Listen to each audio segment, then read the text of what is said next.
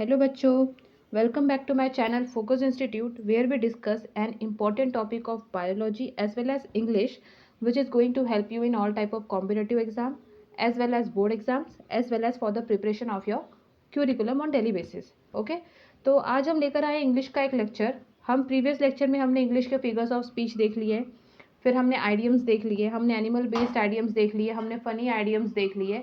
अब आज मैं लेकर आई हूँ आपके लिए कुछ प्रोवर्ब्स जो हम लोग रेगुलर बेसिस पे हिंदी में प्रोवर्ब बोलते हैं, मुहावरे बोलते हैं आप कह लो। फिर उसका हिंदी में जब हम बोलते हैं तो एक बार ये क्वेश्चन ज़रूर आता है कि इसको इंग्लिश में कैसे बोलते होंगे। तो वो जो प्रोवर्ब्स है उसको इंग्लिश में भी बोला जाता है। तो अगर आप हिंदी वाले के साथ साथ उसका इंग्लिश मीनिंग भी याद कर ले या उसको समझ ले और उसको अगर अपने वर्ड्स में आप बोलें तो वो और ज़्यादा अट्रैक्टिव लगेगा। मुहावरे इसलिए बोले जाते हैं ताकि आप जो बोल रहे हैं वो चीज़ अगर स्ट्रेट वे है तो उसको अगर आपको बहुत ज़्यादा एडवांस बनाना है तो आप उसमें क्या करते हैं, मुहावरे ऐड कर देते हैं कि इस तरीके से बोलेंगे तो वो चीज़ और इजीली सामने वाले को समझ में आती है। और उसी ही जगह पर अगर आप उसी में इंग्लिश टच दे रहे हैं या इंग्लिश में वही चीज़ बोल रहे हैं तो वो और ज़्यादा अट्रैक्टिव लगता है, ट्रस्ट मी गाइस। ओके, तो देखिए फॉर एग्जांपल कैसे, जैसे हमें पता है एक मुहावरा जो बहुत फेमस है, फनी भी है कि 900 चूहे खा के बिल्ली हज को चली। इसका मतलब क्या होता है कि मान लीजिए किसी ने पहले बहुत पाप किए और लास्ट में वो कह रहा है कि नहीं मैं तो बहुत सुधरा हुआ हूँ ना, तो इसको इंग्लिश में कैसे बोलते हैं, commit sins on weekdays and go to temple on Sundays, है ना, कि बाकी के दिन तुम पाप करो और संडे के दिन तुम टेम्पल में जाके उसको धुलो। ओके, जैसे मान लो पहले किसी ने बहुत क्राइम किया है और बाद में वो कहे कि मुझे समाज सेवा करना है, तो इसका मतलब क्या है कि वो क्या है, 900 चूहे खाकर बिल्ली हज को चली, है ना, ये मुहावरा उस पर सूट करता है।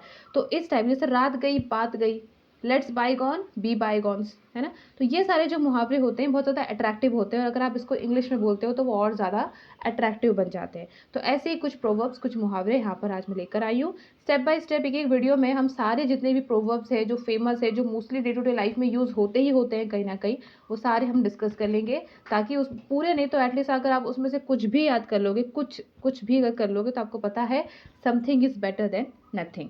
तो देखिए सबसे पहला है अंत भला तो सब भला, है ना।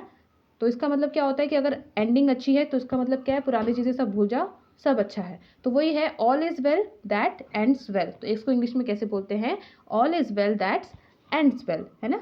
नेक्स्ट इज अपनी दही को कोई खट्टा नहीं कहता। ये कब बोला जाता है, अपनी दही को कोई खट्टा नहीं कहता है कि मतलब अपने बारे में कभी कोई बुरा नहीं बोलता। तो इंग्लिश में इसी को क्या बोलते हैं, every Potter praises his own pot. अब ये जो हमने हिंदी में बोला इसका एग्जैक्ट इंग्लिश मीनिंग नहीं है। हिंदी में अगर अपनी दही को कोई खट्टा नहीं कहता कहते हैं, तो जो इंग्लिश में लिखा है every Potter praises his own pot, तो इसका मतलब है कि हर कुम्हार अपने पॉट की तारीफ ही करेगा क्योंकि वो उसकी चीज़ है। पर दोनों की मीनिंग कहीं ना कहीं सेम निकल कर आ रही है। दोनों की मीनिंग का मतलब यही है कि कोई भी अपने चीज़ को कभी बुरा नहीं कहेगा। ओके, नेक्स्ट इज अंधों में कनवा राजा, है ना। तो इसका मतलब क्या होता है, अ फिगर अमॉन्ग साइफर्स, है ना।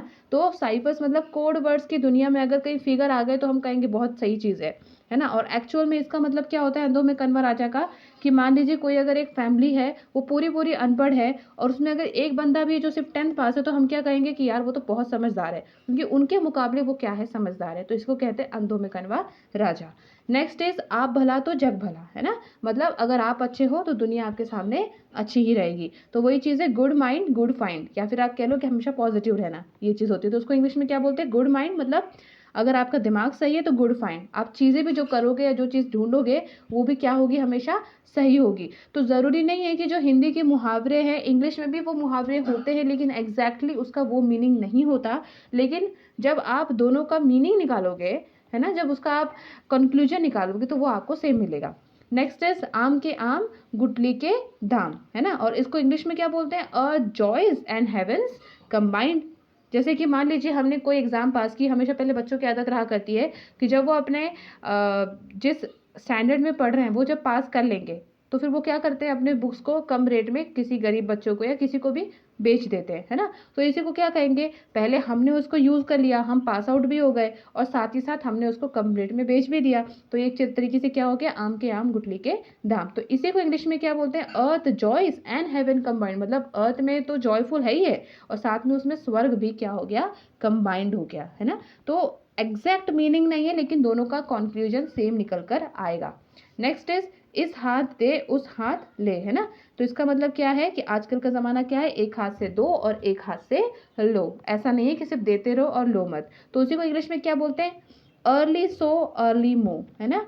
इंग्लिश में इसका मतलब क्या है, अर्ली सो मतलब जितनी जल्दी बोगे, अर्ली मो उतने जल्दी काटोगे। मो का मतलब होता है काटना, खेती में कुछ काटना या मोस्टली खास काटना, उसको इंग्लिश में बोलते हैं मो, MOW, मो, है ना। तो जितने जल्दी आप बोगे उतने जल्दी काटोगे। ये मत करो कि आप लेट बोगे और जल्दी काटोगे, है ना। वैसे ये कि अगर आप एक हाथ से दोगे तो आपको जल्दी एक हाथ से मिल भी जाएगा। नेक्स्ट इज ऊँट के मुंह में जीरा। ऊँट के मुंह में जीरा सबको पता है, a drop in the ocean, ये हम आइडियम्स में भी देख चुके हैं। इसका मतलब क्या होता है, ऊँट के मुंह में जीरा। मान लीजिए कोई पहलवान है और वो आपके घर में आया और आपने उसको सिर्फ 2 ही रोटी पूछी, तो ये तो उसके लिए कौन सी बात हो गई, ऊँट के मुंह में जीरा वाली बात होगी, क्योंकि उसमें उसका पेट नहीं भरेगा, वो भूखा रह जाएगा, है ना। तो ये एग्जाम्पल होता है ऊँट के मुंह में जीरा का, जिसको इंग्लिश में क्या बोलते हैं, ड्रॉप इन द ओशियन। इसका हिंदी मतलब क्या होगा, समुद्र में एक बूंद, या आप कह लो ये ओशियन जो होते हैं, महासागर हम कह लेंगे, उसमें एक बूंद, है ना। तो इसको क्या, ये दोनों का मीनिंग अलग अलग है लेकिन कंक्लूजन आपका सेम निकल के आ रहा है। नेक्स्ट इज एक पंथ दो काज। ओके, इसका मतलब होता है to kill 2 birds with 1 stone, है ना। मतलब मान लो हम गए प्रयागराज किसी की शादी अटेंड करने और वहां से हम गंगा नदी भी स्नान, संगम भी स्नान करके आ गए, तो ये क्या होगा, एक पंथ और 2 काज, है ना। तो इंग्लिश में इसको क्या बोलते हैं, to kill 2 birds with 1 stone, मतलब 2 बर्ड्स को एक ही पत्थर से मारना। तो मीनिंग दोनों की सेम है, कंक्लूजन दोनों का सेम है, बस समझाने का तरीका दोनों में अलग अलग है। नेक्स्ट इज एक हाथ से ताली नहीं बजती। तो इसको इंग्लिश में क्या बोलते हैं, it takes two to make quarrels, है ना। तो हिंदी में इसका मतलब क्या है कि ताली बजाने के लिए आपको 2 हाथों की जरूरत पड़ती है, एक हाथ से नहीं बजती। और इंग्लिश में इसको बोलते हैं कि झगड़ा करने के लिए 2 लोगों की जरूरत पड़ती है, एक से नहीं होता। इंग्लिश में यह है, it takes two to make quarrel, है ना। लेकिन दोनों का मीनिंग क्या आ रहा है, आपका सेम निकल के आ रहा है। नेक्स्ट इज कर बुरा हो बुरा। मतलब अगर आप बुरा करोगे तो आपको क्या होगा, मिलेगा भी बुरा। तो ये एग्जैक्टली मीनिंग इंग्लिश में भी होती है कि do evil and look for the like, कि अगर आप बुरा कर रहे हो तो वेट भी आप बुरे के लिए ही करो, क्योंकि आपको अच्छा नहीं मिलने वाला। Do evil and look for the like और look for the same. Okay, फिर घर का भेदी लंका ढावे। इसका सबसे अच्छा एग्जाम्पल मैं आपको क्या दे सकती हूँ, विभीषण वाला, कि अगर विभीषण ने सारे राज नहीं बताए होते घर के तो रावण नहीं हारा होता। वही चीज़ है, traitors are the worst enemies. Traitors मतलब क्या होता है, इंग्लिश में जो ट्रेटर्स वर्ड है उसका मतलब होता है धोखेबाज। धोखेबाज सबसे बड़े दुश्मन होते हैं, है ना। तो जैसे घर का भेदी लंका ढावे, इंग्लिश में होता है traitors are the worst enemies. Next is गरीबी में आटा गीला। गरीबी में आटा गीला हम कब यूज़ करते हैं, मान लो घर में पैसे नहीं है और ऊपर से उसी समय किसी की बहुत ज़्यादा तबीयत खराब हो जाए, तो ये क्या हो जाएगा, गरीबी में आटा गीला, कि वैसे ही पैसे नहीं थे और तबीयत भी अभी खराब होनी थी, है ना। तो इंग्लिश में इसको बोलते हैं मिसफॉर्च्यून्स सेल्डम कम अलोन। मिसफॉर्च्यून मतलब बदनसीबी, सेल्डम मतलब कभी कभी, कम एलोन मतलब कभी कभार अकेले आती है। बदनसीबी भी कभी कभार अकेले आ जाती है, मतलब अपने साथ पैसे लेकर नहीं आती। इसका मतलब होता है जैसे हिंदी में होता है गरीबी में आटा गीला। नेक्स्ट इज कर भला हो भला, मतलब आप अच्छा करोगे तो आपको अच्छा मिलेगा। तो इंग्लिश में इसको बहुत अच्छे से बोलते हैं लाइट रिफ्लेक्ट्स लाइट, है ना, इजी भी है। लाइट रिफ्लेक्ट्स लाइट मतलब लाइट हमेशा लाइट ही रिफ्लेक्ट करेगी, है ना, वो डार्कनेस नहीं रिफ्लेक्ट करने वाली। मतलब तुम अच्छा करोगे तुमको अच्छा ही मिलने वाला है, बुरा नहीं मिलने वाला। Okay, and last but not the list is जैसे को तैसा, मतलब टिट फॉर टैट। ये भी उसके एग्जैक्ट मीनिंग है, आप जैसा करोगे वैसा भरोगे। जैसे को तैसा मीन्स क्या होता है, टिट फॉर टैट। तो ये थे आपके कुछ मुहावरे जो हमने आज डिस्कस किए।